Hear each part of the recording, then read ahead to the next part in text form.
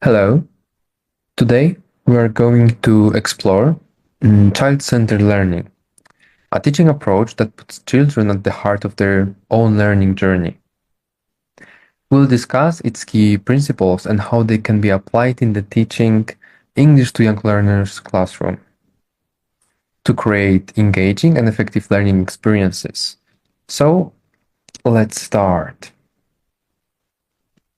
We've got principles of child-centered learning. As the first one, noticing. Children learn best when they observe and pay attention to details. We should provide opportunities for exploration and discovery. By guiding them to identify patterns and differences, we help develop their curiosity and critical thinking. The second one, wanting. Learning is more effective when children are motivated. We can spark their curiosity by tapping into their interest and giving them choices. And encouraging autonomy fosters a sense of ownership over their learning. Let's move to the third one. Here, challenging and taking a risk. Growth happens when children step outside their comfort zones. Providing support and encouragement helps them take a new challenges. And it's important to celebrate effort and perseverance, not just success. The fourth principle, playing or experimenting.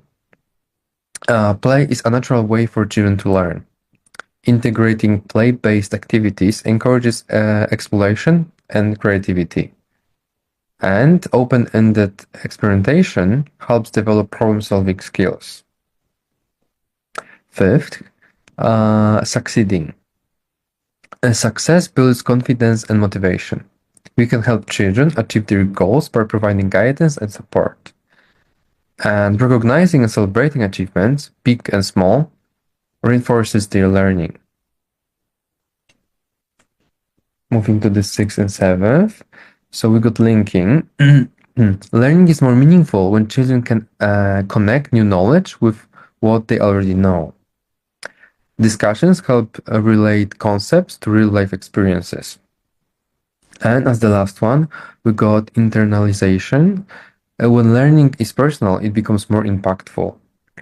Opportunities for self-expression and applications strengthen understanding. And encouraging independent thinking helps children develop their own perspectives. That's it for the principles, and now we can compare teacher-centered versus child-centered learning. So, a teacher-centered approach focuses on careful lesson planning, effective time management, clear and logical teaching, and controlled classroom behavior. And a child-centered approach, on the other hand, fosters increased enjoyment, natural and active learning, spontaneity, and enthusiastic engagement. Next, we got the risks of neglecting noticing. If children aren't given the space to observe and explore, their curiosity may be limited. They might focus only on following instructions instead of thinking independently. And a lack of experimentation can stifle creativity and problem-solving skills. Moving on, we got potential pitfalls of teacher-centered approaches. As the first one, unsuccessful learning. Without experimentation, children may struggle to grasp concepts effectively. Second one, missed connections. Learning becomes fragmented when children don't relate new knowledge to what they already know. And the third one, restricted creativity. When students only follow instructions, their critical thinking and creativity can be limited. So, to sum up everything, children-centered learning is essential for engaging young learners. A natural and active approach leads to deeper understanding and greater enjoyment. By giving children the space to notice, explore, and internalize what they learn, we empower them to take charge of their education. And that's it for my part of this presentation. So yeah, thank you so much. Assalamualaikum warahmatullahi wabarakatuh. Perkenalkan, saya Stiananda Rasyanirum dari kelompok 4 ingin mempresentasikan slide keempat sampai ke-6. Yang pertama ada planning lesson, merencanakan pembelajaran. Ada preparation, yaitu ada persiapan. Persiapan sebelum pembelajaran dapat dilakukan dengan menyusun materi, menentukan materi, mempersiapkan alat bantu materi, dan lain-lain. Yang kedua ada from familiar to unfamiliar, itu mengaitkan sesuatu, mempelajari hal baru dengan mengaitkan sesuatu yang dapat dipahami oleh siswa atau mengaitkan sesuatu yang sudah dipelajarinya. Ada varying to focus, yaitu pengajar tidak hanya fokus pada satu aspek tetapi juga ke aspek yang lainnya, seperti seorang pengajar memberikan materi tentang teori, tetapi juga memberikan prakteknya agar siswa dapat memahami teori yang telah dipelajari. Ada varying to style. Sebagai seorang pengajar, semestinya memiliki cara untuk menyampaikan materi dengan baik, seperti metode-metode yang dilakukan oleh pengajar. Itu ada yang dapat dilakukan oleh pengajar, yaitu ada diskusi dengan sesama siswa, berceramah, atau dan lain-lain metode-metode lainnya. Yang terakhir ada moving on the next subject, itu ketika seorang pengajar merasa siswa telah memahami materinya, maka dapat melanjutkan ke materi yang berikutnya. Ada teknik pembelajaran. Pertama ada repetition atau pengulangan. Pengulangan ini dapat membuat siswa mengingat lebih lama karena mengulang-ulang materi yang telah dipelajari. Yang kedua ada introducing new words, yaitu memberikan kosakata baru. Seperti bahasa Inggris memberikan kosakata baru yang berkaitan dengan kesehariannya. Terus ada introducing new patterns, mengenalkan pola rumus, memberikan pola baru. Pola yang dimaksud itu ada seperti rumus seperti rumus matematika, rumus grammar bahasa Inggris, atau rumus-rumus lainnya yang secara bertahap agar siswa dapat memahaminya dengan baik. Terus yang terakhir ada creating a need, itu memotivasi siswa agar siswa dapat belajar dengan baik atau merasa bahwa diri mereka ini harus belajar.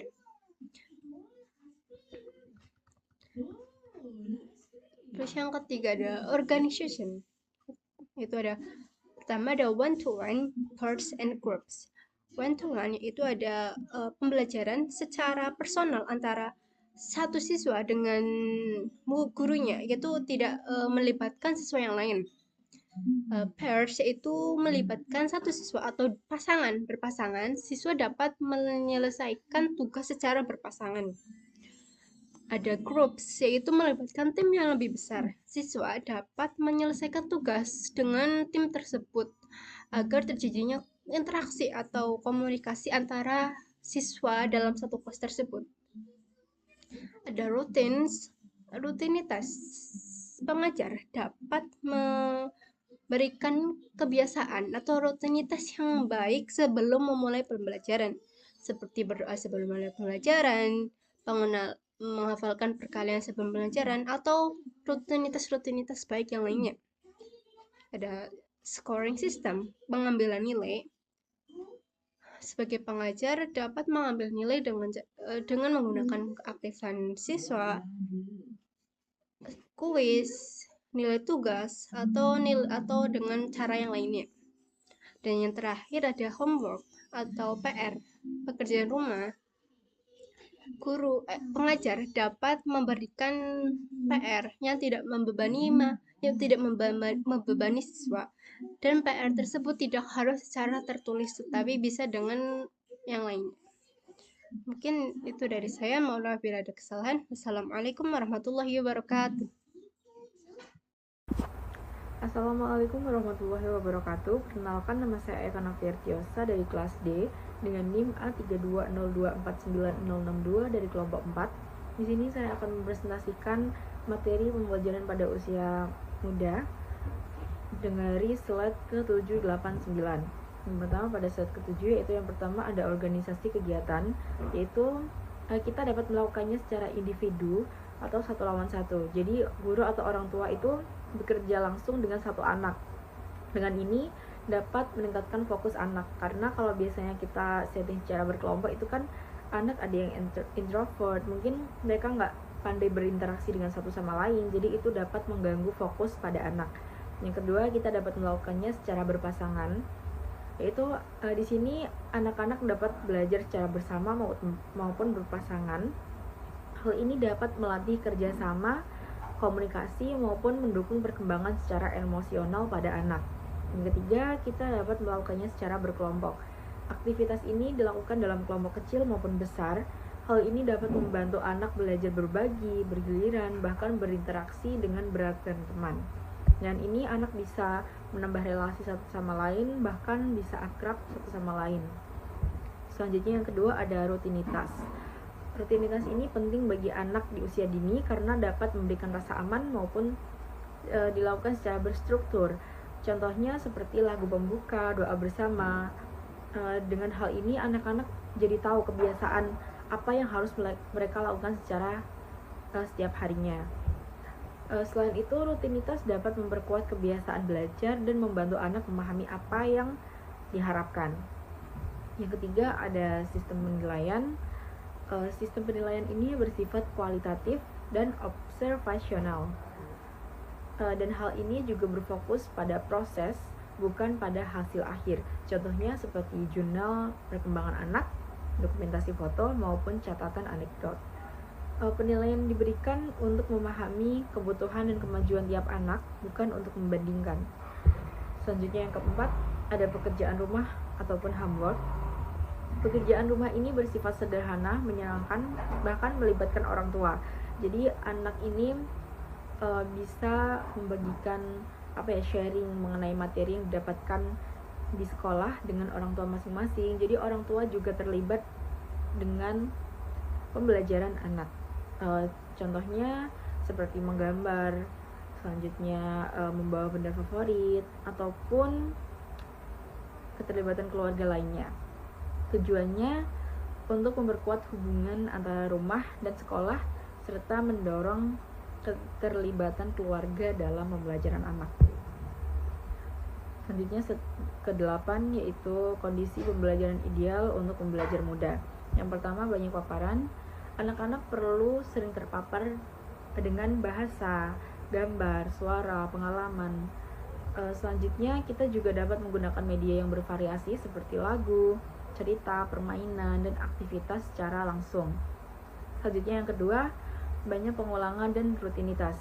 Pengulangan ini dapat membantu anak mengingat-ingat dan dapat membantu memperkuat daya pikir anak karena mereka bisa memahami konsep ataupun sesuatu yang dapat mereka lakukan secara setiap hari.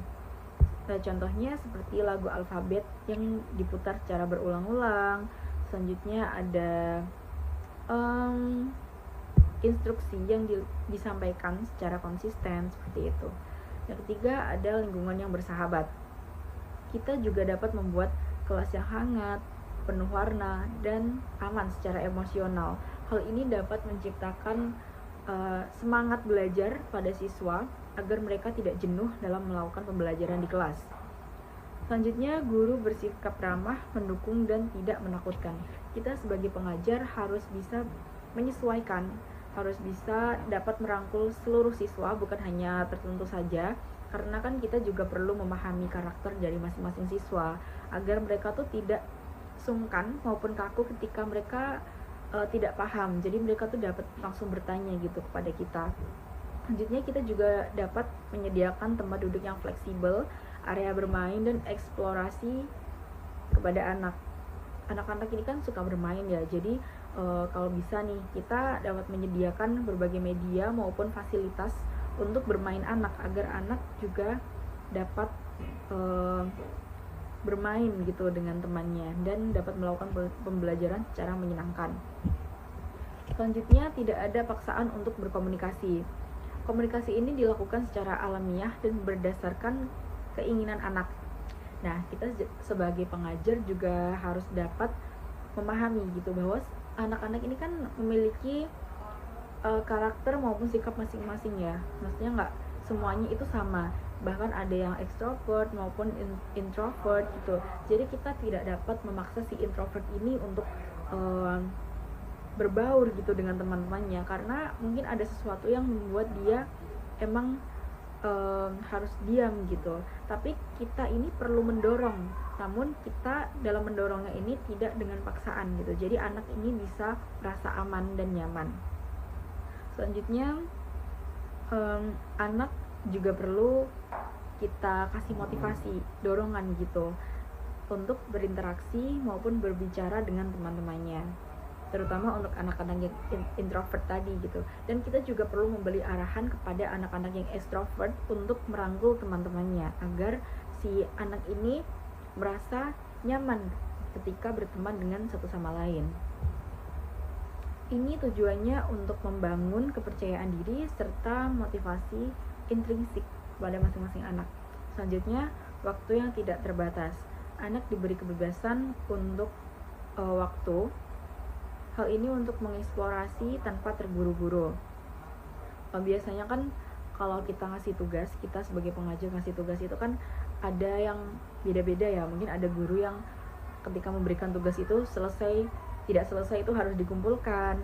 Ada yang mungkin kalau tidak selesai bisa dijadikan sebagai PR ataupun diselesaikan secara sebisanya gitu. Nah, kita dapat menyesuaikan situasi dan kondisi pada kelas. Selanjutnya, dalam waktu yang tidak terbatas ini juga difokuskan pada proses, bukan kecepatan menyelesaikan tugas. Biasanya kalau kita ngasih waktu sedikit pada anak ini kan mereka menyelesaikannya secara buru-buru dan tidak fokus.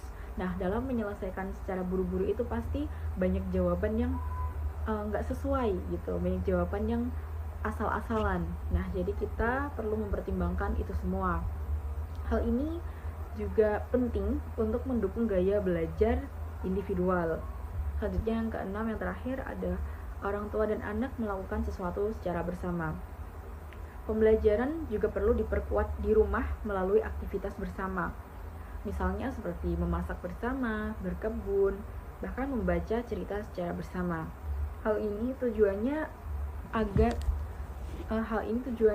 membangun koneksi emosional sekaligus memperluas pengalaman belajar. Jadi dengan adanya pembelajaran di rumah, orang tua ini juga terlibat dengan kegiatan anak-anak di sekolah. Jadi bukan hanya guru saja yang dapat mengajar anak-anak, namun di rumah pun anak-anak juga perlu pembelajaran gitu dengan orang tua contohnya. Dan untuk pembahasan lebih lanjut dapat dilihat di slide berikutnya.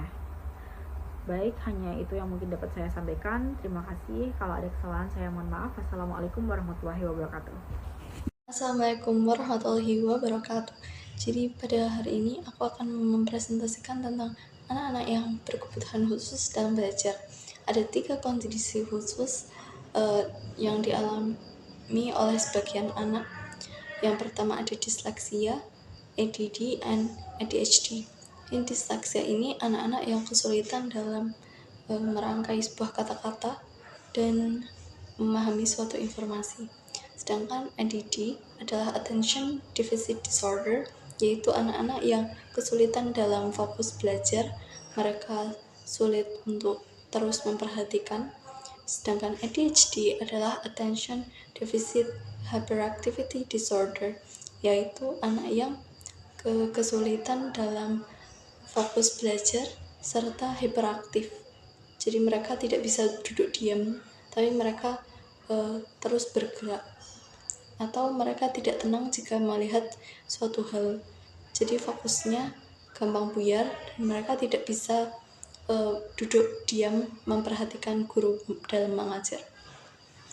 Nah, bagaimana kita sebagai guru jika mendapati ada anak-anak yang mengalami masalah mental seperti itu?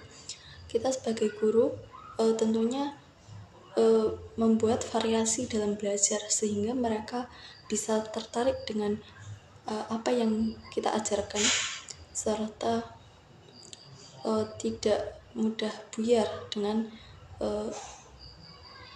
sehingga anak tidak mudah buyar dengan gangguan-gangguan. Kita juga perlu meminimalkan gangguan-gangguan dari anak tersebut sehingga anak bisa tetap fokus dan memperhatikan selama belajar.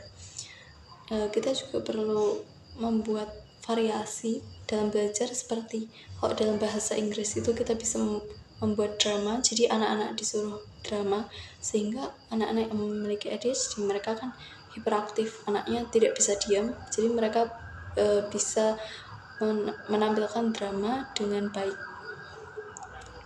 Selanjutnya, bagaimana jika kita mengajar anak-anak yang beda level tingkatan bahasa Inggrisnya? Jadi dalam suatu kelas pasti ada tingkatan yang berbeda anak dalam berbahasa Inggris. Mungkin ada yang masih level beginner, tapi beberapa dari mereka ada yang udah level medium, di atasnya beginner. Nah, jadi kita sebagai guru tentunya memberikan materi yang sama tapi dengan tugas yang berbeda. Jadi misalnya yang beginner, yang masih pemula ini kita kasih kosakata yang mudah, sedangkan yang untuk level intermediate kita kasih kosakata lanjutan di atasnya beginner ini. Selanjutnya, bagaimana jika kita mengajar dalam kondisi kelas yang besar, sangat banyak anak-anaknya, kita tidak bisa fokus memperhatikan mereka satu persatu, bukan? Jadi kita sebagai guru membentuk mereka dalam kelompok-kelompok. Jadi kita lebih mudah memperhatikan satu kelompok, kemudian kelompok berikutnya, daripada kita memperhatikan satu persatu individu. Selain itu juga ketika kelasnya terlalu besar, kita juga bisa memberikan mereka tugas sehingga kita bisa menilai mereka melalui tugas-tugas yang kita berikan, atau kita membuat permainan seperti itu. Selanjutnya, bagaimana jika anak-anak tersebut tidak bisa menggunakan bahasa Inggris? Maksudnya jika anak-anak tetap menggunakan bahasa mereka sendiri. Kalau di sini kita menggunakan bahasa Indonesia, anak-anak lebih sering menggunakan bahasa Indonesia ketika pelajaran bahasa Inggris daripada menggunakan bahasa Inggris dalam pembelajaran. Nah, kita sebagai guru tentunya mengingatkan mereka agar mereka terus menggunakan bahasa Inggris walaupun sedikit-sedikit, tapi kita terus berusaha mengingatkan mereka untuk tetap menggunakan bahasa Inggris ketika kelas berlangsung. Dan kita juga terus memberi kosakata tambahan ketika mereka berbicara dengan sesamanya. Selanjutnya, bagaimana jika kita menghadapi murid yang tidak kooperatif? Jadi muridnya tidak bisa diajak kerjasama, hanya duduk diam, dan kita tidak tahu apakah diamnya ini mereka hanya udah paham atau mereka bingung. Nah, kita bisa mengajak mereka untuk menulis surat secara pribadi, atau kita bisa ngomong langsung sama anaknya apa yang mereka kendala, apa yang mereka permasalahkan, jadi kendala apa yang mereka rasakan gitu. Selanjutnya, kita juga mengevaluasi hal tersebut sehingga kedepannya anak bisa lebih mudah untuk diajak kerjasama dalam pembelajaran. Baik, itulah presentasi dari saya. Wassalamualaikum warahmatullahi wabarakatuh. Bagaimana jika siswa tidak mau berbicara? Kita bisa menggunakan kerja berpasangan atau pair work. Mungkin siswa merasa malu atau takut berbicara di depan kelas. Nah, dengan kerja berpasangan, mereka bisa lebih nyaman karena hanya berbicara dengan satu teman. Yang kedua, biarkan mereka berbicara dengan terkontrol atau secara terkontrol lebih dahulu. Jangan langsung suruh siswa berbicara bebas. Awali dengan tugas-tugas yang terstruktur seperti mengisi dialog atau menjawab pertanyaan sederhana agar mereka merasa lebih percaya diri. Selanjutnya, menggunakan kegiatan bermain peran atau acting out dan membaca dengan suara keras. Kegiatan seperti bermain drama atau membaca teks dengan suara keras atau lantang bisa membantu siswa terbiasa berbicara dengan bahasa Inggris tanpa tekanan khusus dan tanpa tekanan harus menciptakan kalimat sendiri. Jadi mereka bebas berbicara. Selanjutnya, menggunakan role play atau bermain peran. Misalnya siswa berpura-pura menjadi dokter dan pasien seperti gambar yang tertera. Ini membuat belajar terasa seperti bermain dan tidak terlalu menakutkan. Yang kedua, bagaimana jika siswa tidak mengerti rekaman listening atau audio atau auditory? Pertama, perkenalkan pertanyaan wawancara terlebih dahulu.